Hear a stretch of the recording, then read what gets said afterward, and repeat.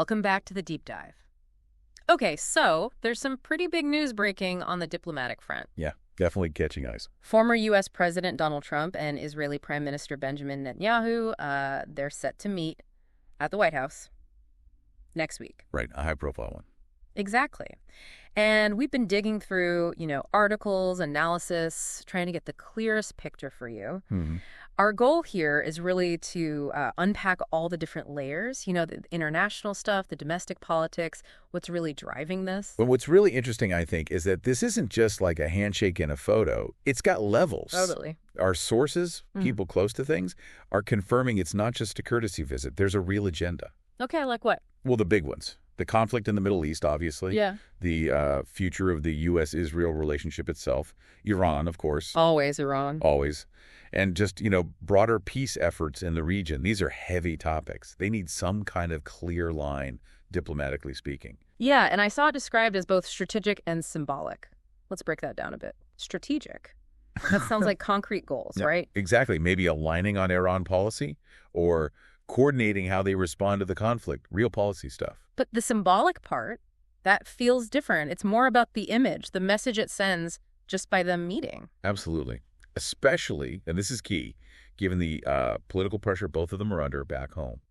It's significant. Right. So for Trump, you see this connecting to his campaign activities heating up for 2024. Oh, absolutely. It's a classic move. A big international meeting lets him look presidential, project leadership, signals strength to his base, gets him back on that world stage. Makes sense. Ready for command sort of thing. Yeah. And Netanyahu, his domestic situation seems pretty intense right now. Arguably even more so. Yeah. He's dealing with massive unrest over those judicial reforms. It's really divided Israel. Yeah, I've seen the protests. Exactly. And on top of that, you've got the constant security issues. Gaza, the West Bank, things demanding attention. So for him, this meeting, it's about projecting stability, showing he still has powerful allies. Precisely.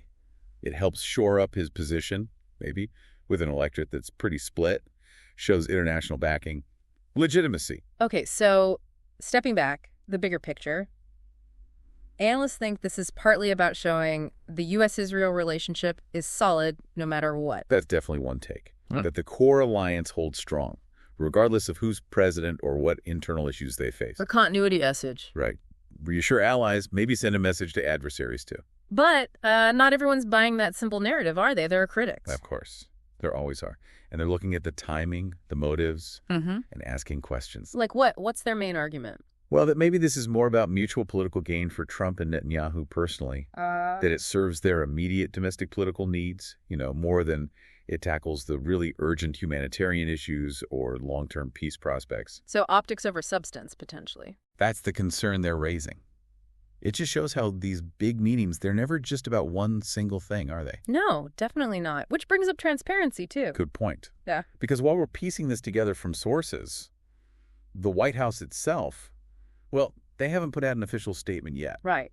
Still waiting on that. And we expect the main talks will be behind closed doors, then a joint press briefing after. Standard practice, but still. But it means the really crucial details, the actual agreements, might get worked out privately, and then the public statement is, carefully managed. Crafted, yeah.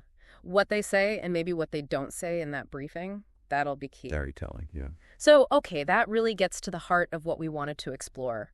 How these big, visible diplomatic moments are just so tied up with all the domestic political stuff happening beneath the surface. It's such an intricate biz, isn't it?